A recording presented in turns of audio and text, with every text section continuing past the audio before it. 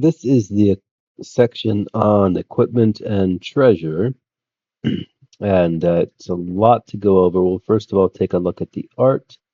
This is a young adventurer and a little adventuress looking into a pot.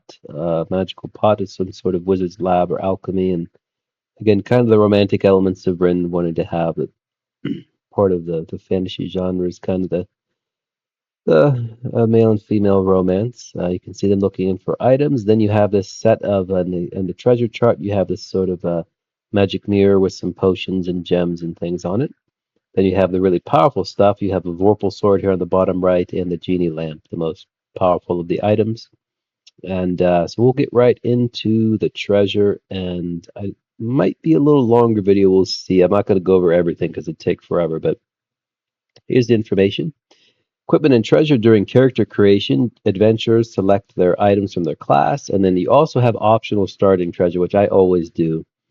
Um, you roll a percentile to determine what kind of treasures you start with, and then you roll the specifics. So anywhere from one cursed item if you roll a 1 to one rare treasure if you roll 100, which that could be very overpowering. My one nephew rolled the Bow of the Elven King, and he was crazy. But again, part of the fun, however you want to limit it. Most of the time, you're going to get one or two common treasures. Sometimes you get an uncommon. Can change the game quite a bit. And of course, the DM can always just decide what you start with, but it's fun to have that. Then the currency, copper pieces, silver pieces, gold pieces. Silver pieces are standard in RIN. It's kind of based more on real world, ancient currency, medieval currency. Gold pieces are worth 10 times. Silver pieces are the standard, and then copper pieces are just kind of used by commoners. They're a tenth of a silver piece. Here's the weapon list. It has a list for common and the masterwork cost.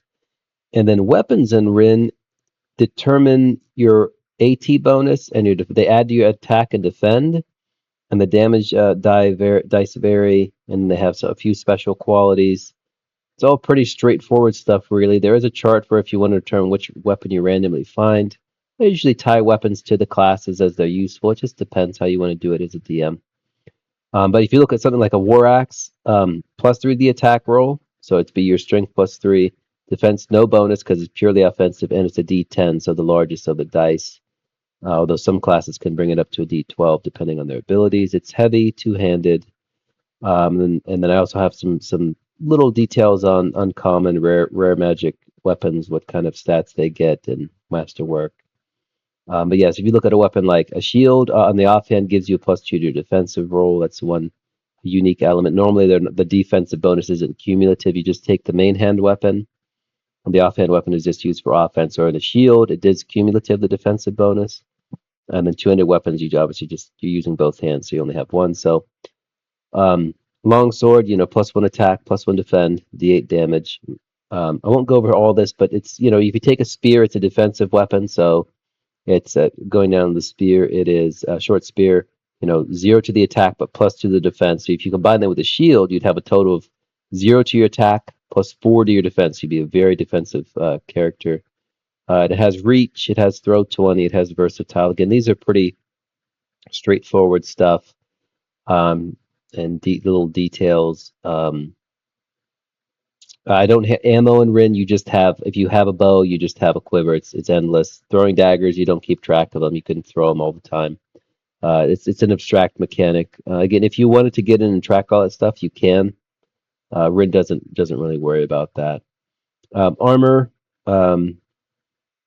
light, medium, heavy, and then just AR1, AR2, AR3 is how much the damage is reduced when you get hit, and it also has the same penalty to your stealth. And then magic items, special items change all that. Mundane items, it's just a very simple list of common things that adventurers might want to have for the GM. If he needs, I want to get a lantern, I want to get manacles, I want to buy a war horse, I want to buy a galleon. It's in there, just that kind of all the basic stuff, and beyond that, the DM can improvise. Obtaining treasure gives details about different treasures, just some guidelines there, really.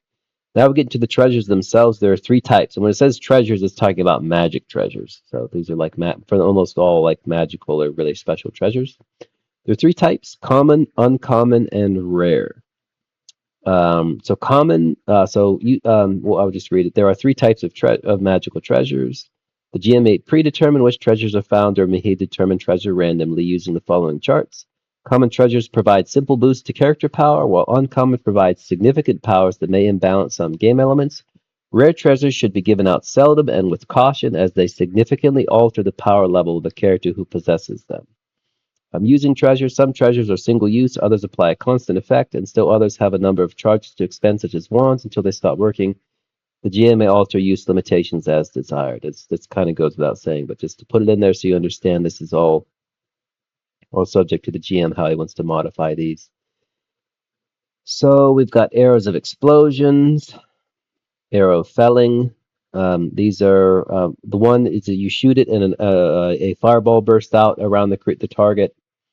Arrow of Felling gets a large damage bonus against large and huge creatures. With magic ammunition, if you miss, they're not wasted. They just return to your quiver the next round. You can use them again, so it doesn't waste them. Common gems. These are mainly for casters. They're significant treasures. They range anywhere from 30 to 180 silver pieces, so they're worth a lot. But wizards especially benefit from these because it boosts. They can burn them to increase their spell power.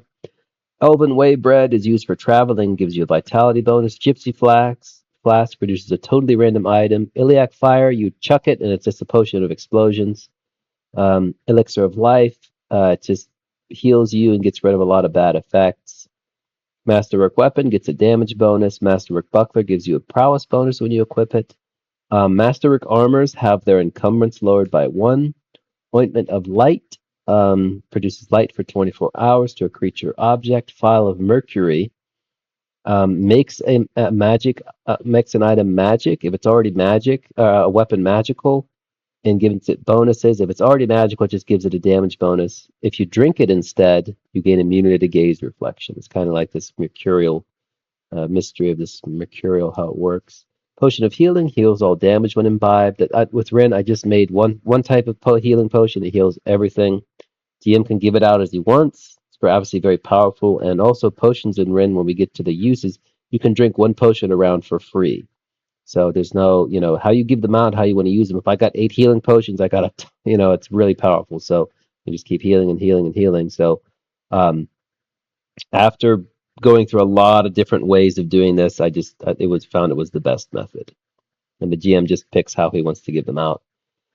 Potion of Flight allows you to fly around. Potion of Visibility turns you invisible for 1 hour. It does not end when you act, so it's very powerful, but you're invisible for 1 hour. So again, if a thief drinks it, he can just keep waylaying people. It's quite effective.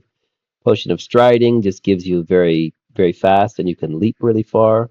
Elemental Resistance gives you resistance to all elemental damage, cold, fire, and lightning. Again, if a DM would want to say it's only fire resistance, only if you want to make it more, you can expand it if you want to make a potion of necrotic resistance. There's room for expansion here, definitely, but that's just by default. It's all elemental resistance for 1 hour. Quiver of Magic Arrows, so pretty much just gives you a damage bonus, and your attacks are magical. Storm Arrow does cold and lightning damage, so just kind of like firing a little storm at someone. Spell Scroll level 1. It's a spell scroll only can be activated through wizards without fear of backfiring, and then certain other classes have a chance, depending on their proficiencies, to activate it, but it could backfire. Vial of Holy Water, you can chuck it at undead. Does 3d8 holy damage, which ignores all of their resistances, immunities, which undead really have a lot of those, so it's very useful. I had one encounter end where they just all chucked a bunch of holy. They rolled really well, and they just killed a mummy in one turn because they just each chucked the whole. It was over, and mummies have really high resistances, so they made one battle really easy because they used their holy water.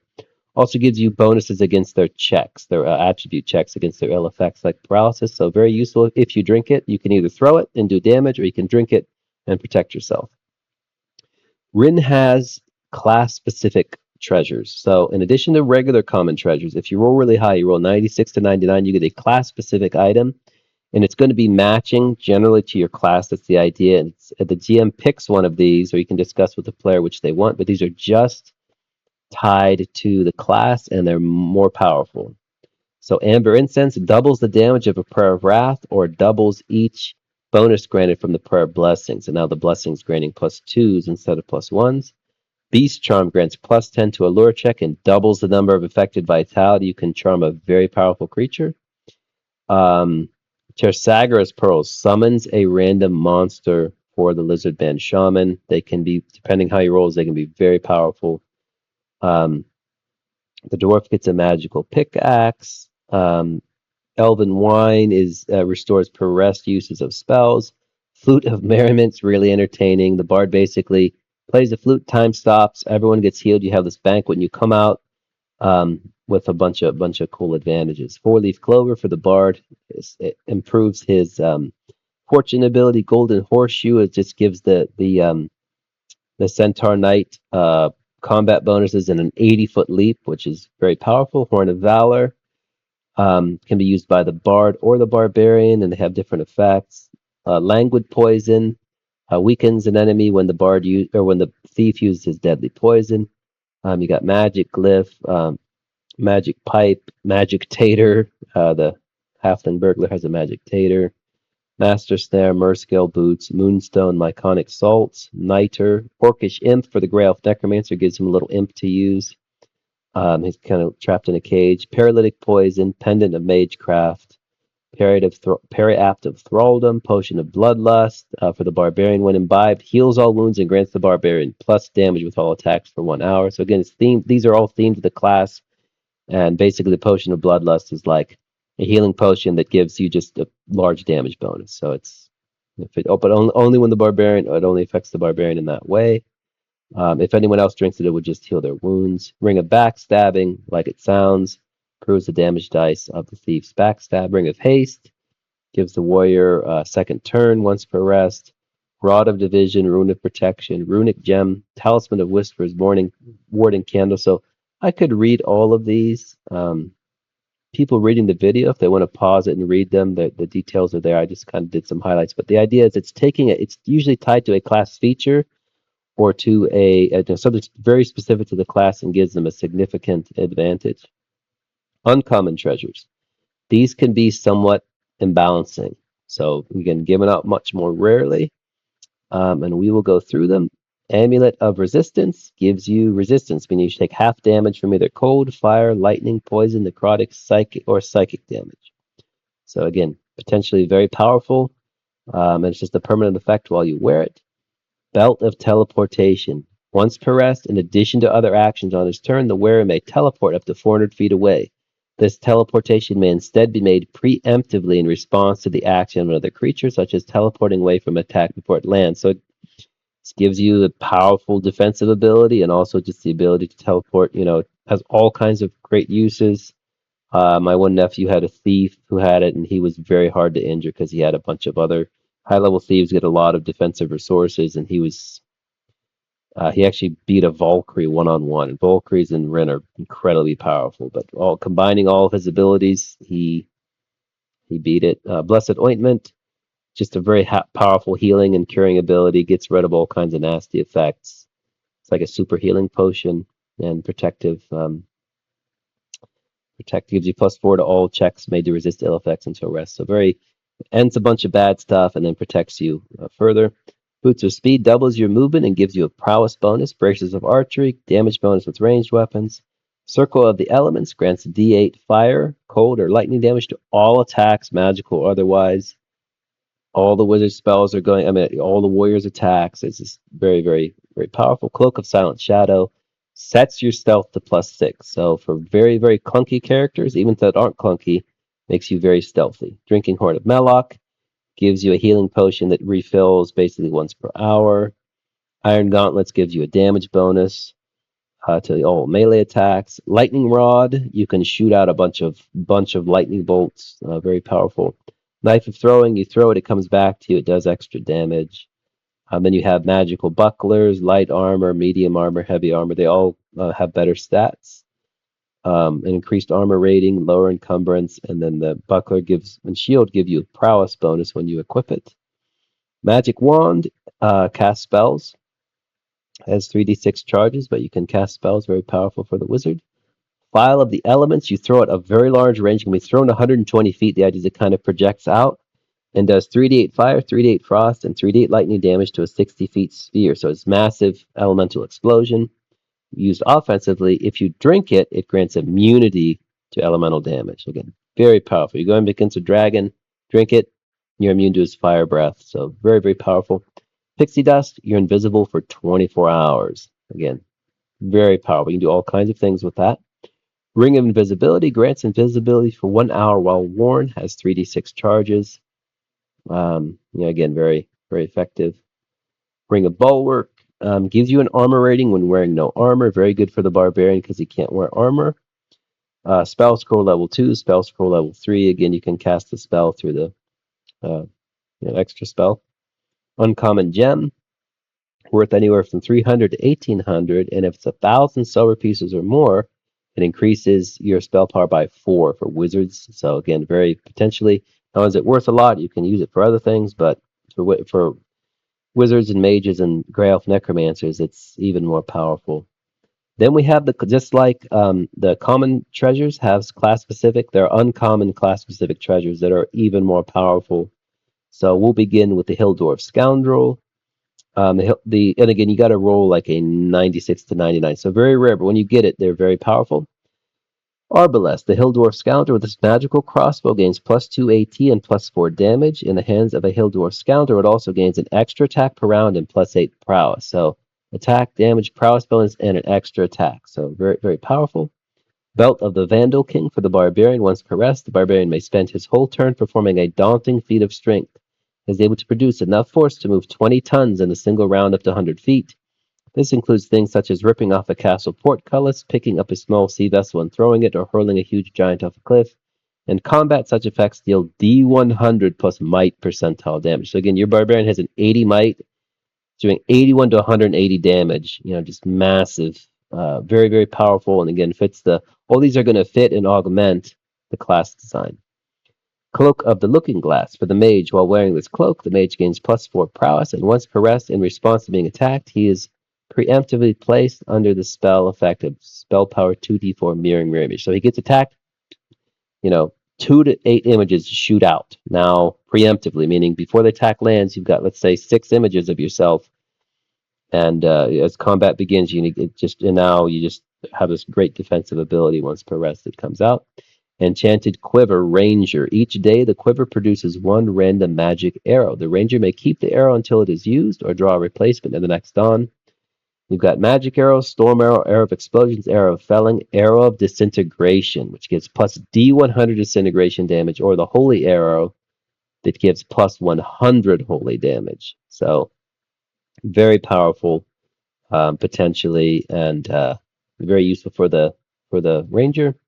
Endless Sack of Taters, Halfling Burglar. Each day, the burglar may draw a magic tater from the sack. Gives a big damage bonus against large creatures.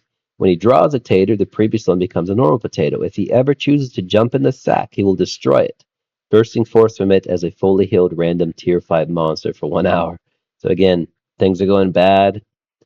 He jumps in the sack and out comes a Hydra, out comes whatever. I don't think Hydra's tier 6, but out comes this massive, hill giant or something. A cool ability, Harp of Repose. Oh, CL Swashbuckler, once per rest. The strum upon the harp, the swashbuckler may play any known elf song a second time. So elf songs are very powerful spell abilities that the sea elf has, and this enables him to, normally he can only do them once per rest, now he can do it more than an extra time. Helm of the Fallen Knight, Grey Elf Necromancer. While wearing this helm, the Necromancer gains +4 prowess and can change back and forth at will into mist between the hours of dusk and dawn. While in this form, he is able to pass through tiny openings such as keyholes, gains fly 30, +3 stealth, and damage resistance, but cannot use any magic or items. So again, you turn into this mist, very useful, float around stealthily and undetected, see what's going on, sneak into places, and also gives you a prowess bonus. Very powerful utility abilities. Jade Trident. This works for the Lizardman Shaman and the Seal Swashbuckler. Once per month, can summon or capsize a large naval vessel. If used to summon, a vessel and its spectral crew appear and allow passage for up to 2 weeks aboard. If used to capsize, summons a supernatural storm or sea monster to destroy the ship. My one nephew used it to destroy this sea of rat pirates that were coming after it, and He just summoned this giant kraken that just destroyed it. So, right, great ability. Lance of Light, when in Centaur Knight. While in possession of this lance, once per rest, the knight may add his Fey lineage percentile to the result of one healing check. So massive healing bonus. And once per rest, he may add his warfare percentile to the damage of any one attack. So again, once per rest, massive healing and massive damage from the Lance of Light. Magic Bottle Trap. This allows the thief to trap creatures in a magic bottle. Pretty entertaining. Moonstave. Just makes the high elf priest moonbeams and healing checks really powerful. Pegasus Wand, Wood Elf Druid. The Druid summons a select tier 5 beast, elemental, or fey to serve him. Actually, I didn't finish. I didn't complete the details on this one. I don't have it quite updated, but essentially, he's summoning a powerful creature. Pipes of Pan. The Bard incites everyone to dance, and it just causes creatures to dance. So you can use it for all kinds of interesting things. But it's quite potent. Radiant Icon, the paladin summons an angel to serve him for 1 hour, aiding him in any benevolent undertaking. After so doing, the angel disappears, taking the icon with him, but leaving behind 3d6 potion of healing, 2d4 bottles of holy water, d4 amber incenses, and 1 blessed ointment. So very powerful.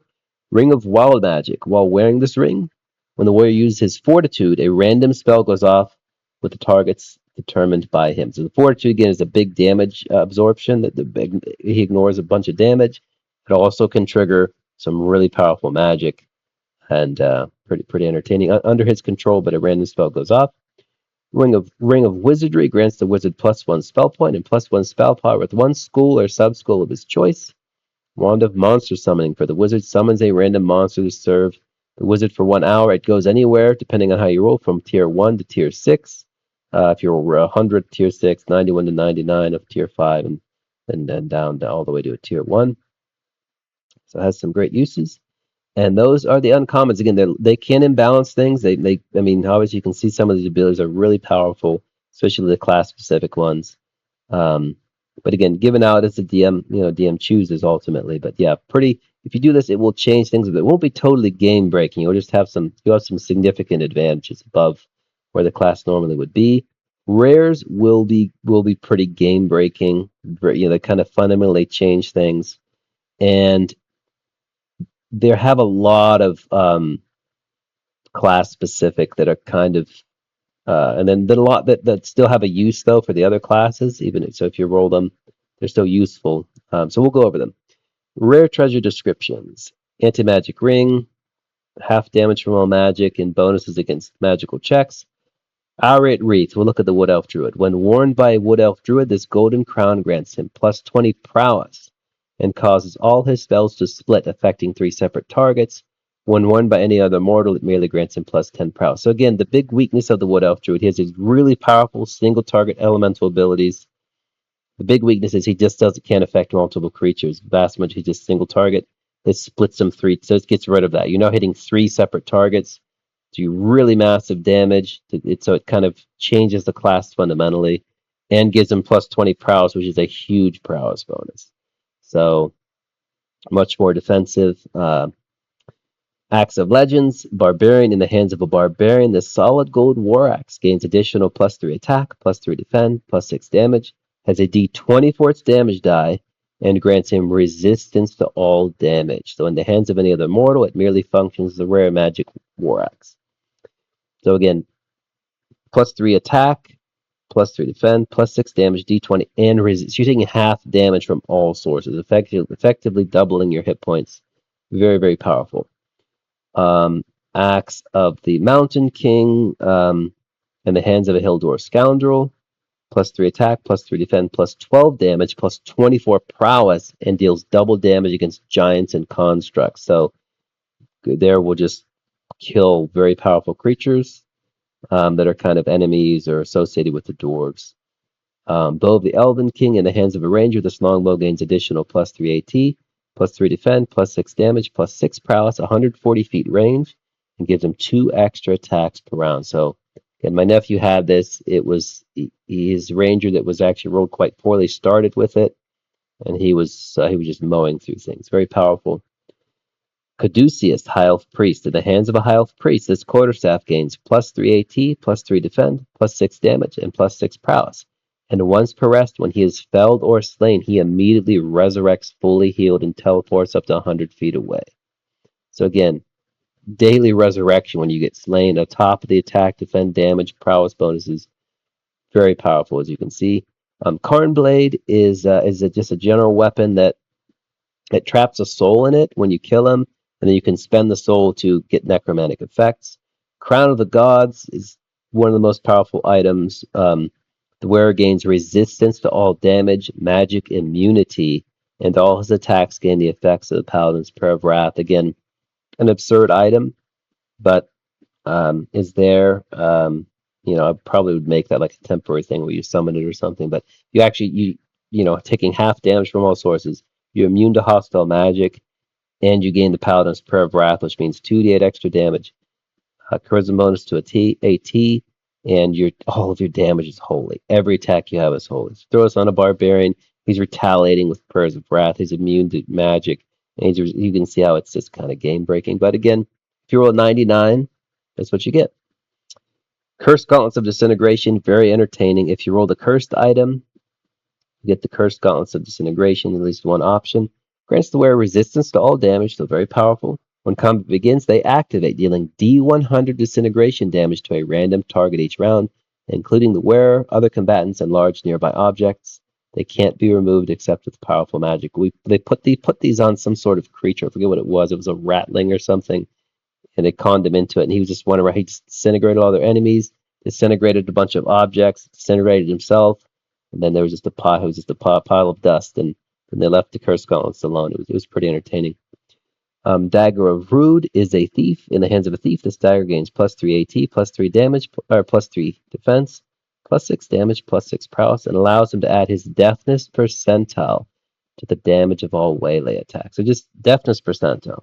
If you're a high level thief, you have a 90 in your deafness, 90 damage to your waylay. So again, it's fundamentally they changed the way the classes work. I mean, but that's what they are. It's just that's what they're meant to be. Dragon leather. These are just really good. Dragon leather, dwarf shield, elven buckler, elven chain. These are just good armors, good shields. They have large bonuses, large armor bonuses, large prowess bonuses. Just much better stats. Genie bottle. If you roll 100, grants 3 wishes with the power of the genie. You roll a D100. The higher the result, the less evil and devious the genie. So again, up to the GM, but obviously the most powerful thing is 3 wishes. Gloves of the Assassin, when worn by a thief, grant him his deafness percentile to waylay. Actually, that will have to be adjusted because I switched that with a Dagger of Rude. So those are kind of an old item. Golden Plate, Grand Lyre of Power, when in the possession of a bard, grants him +20 prowess. Every day at dawn or dusk, he may attune this lyre to one level 3 spell of his choice, which bards don't normally get level 3 spells. Once per rest, he may cast the attuned spell through making a performance check, with the spell power being equal to the result of the check. This lyre is sentient and capable of speech, yet in the hands of any other mortal, it merely plays beautiful music and speaks of riddles, tales, and myths. So the fun part, it's an intelligent item, but it gives +20 prowess, which is a huge bonus, especially for a bard. And he makes a performance check. So let's just say he rolls a 10, add +4. He's got a 14 spell power. So he actually can get by far the highest spell power.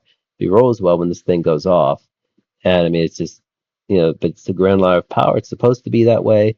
And it's just, spell power 3, level 3 at spell power really high. It's really powerful. Horn of Valhalla summons a barbarian horde. Legendary weapon is just a more powerful of the basic weapons. Liber Mortis, Grey Elf Necromancer. While in the possession of a Grey Elf Necromancer, this Eldritch Tome grants him +20 hit point base and enables him once per rest to double the spell power of a necromantic spell. Any mortal, including the necromancer, once per battle may cause a living foe to choose between being dragged to the underworld for 1 day or suffering an amount of necrotic damage equal to his intellect percentile. When a foe returns from the underworld, he has a chance of being made permanently insane, equal to the possessor's charisma percentile. This Grimoire is sentient, capable of speech, highly knowledgeable concerning necromantic magic, and able to give context on the former lives of fallen foes. So a lot of cool role-playing abilities, powerful combat abilities, some of which can be used by non-necromancer, but again, you can cast up. It's about double your Finger of Death to 12 spell power. I mean, you can just massive damage, and then so just really really cool abilities. Magic Carpet, again, what it sounds like. It's a large magic carpet, very very useful, very powerful for transporting people. Then you've got Magic Bucklers and Armors, which just have improved stats. Magic Staff, this is for the wizard only. It can have up to 3 spells, anywhere from 3 first levels to 3 third levels if you roll 100. And it's also a magic staff that has +3 attack, +3 defend, +6 damage, +6 prowess. So again, massive extra resources for the wizard on his spellcast. Rare magic weapon, Old Straw Hat, Halfling Burglar. This hat is permanently set to either cold, fire, lightning. While wearing it, once per rest, a Halfling Burglar may cast the associated set of elemental spells all in the same turn. So you cast Spell Power 6 Emesis, Ice Ring, and Freeze, or Torrent, Fireball, Conflagration, Fulminictus, Arc, Nightling, or Bolt. So again, I mean, you can, and also gives +10 prowess, so you can just blast enemies with every elemental of every level. Either you get a bolt and an arc lightning and a fulminictus, and you get all these go off, and it's really powerful.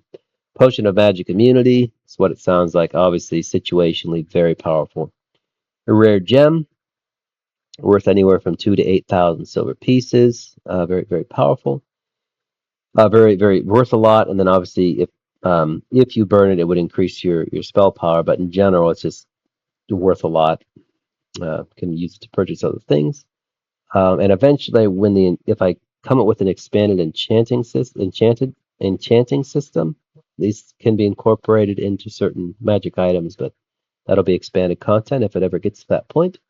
Ring of Power lets anyone cast a high level spell.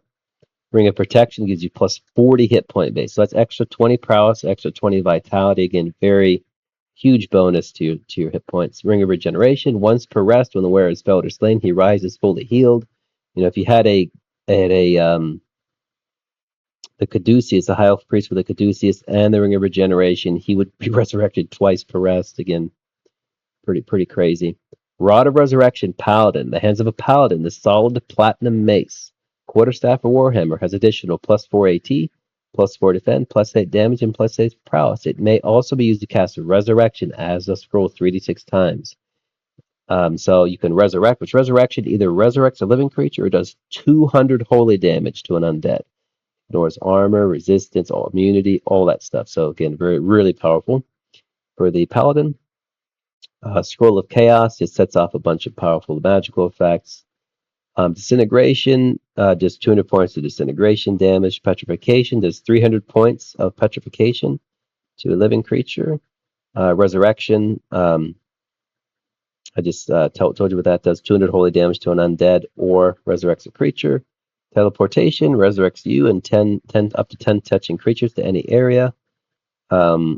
Silver Rapier, in the hands of a CL Swashbuckler, the Silver Rapier or Cutlass gives +3 AT, +3 defend, +12 damage, +24 prowess, and an extra attack per round.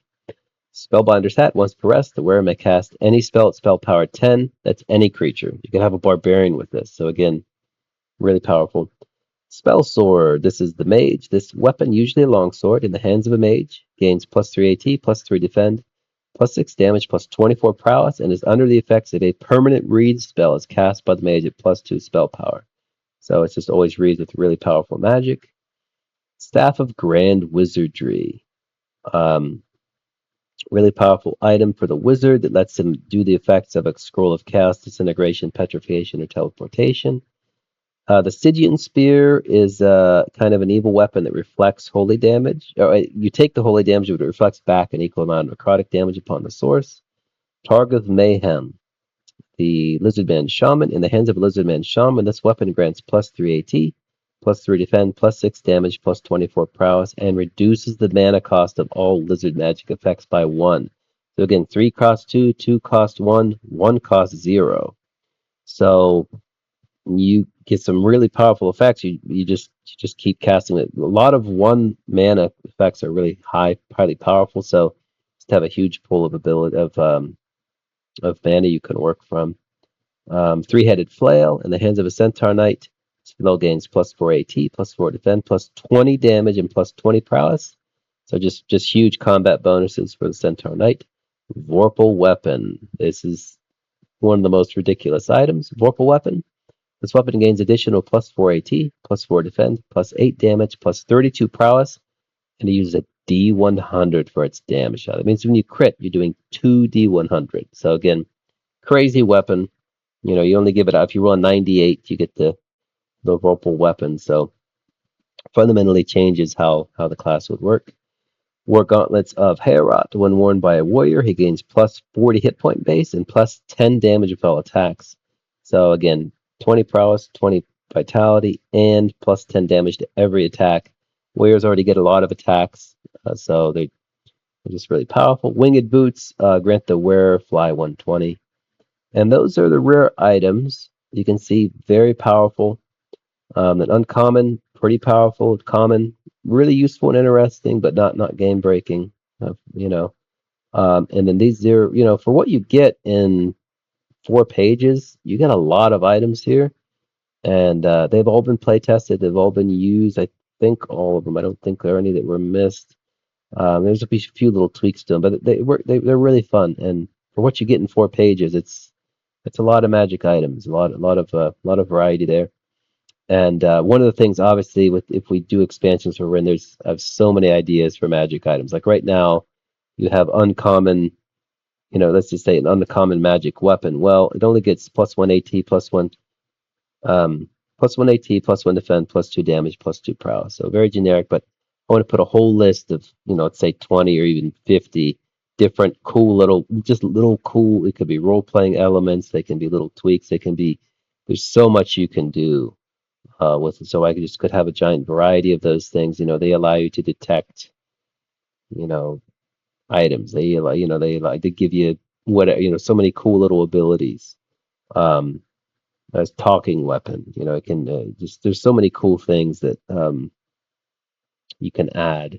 An orc bane weapon, you know, just these little tweaks to weapons that can make them really fun and interesting that can be expanded content. So I got tons of ideas. It's just a matter of if the system takes off and there's interest, I can put them together. So that is the equipment and treasure.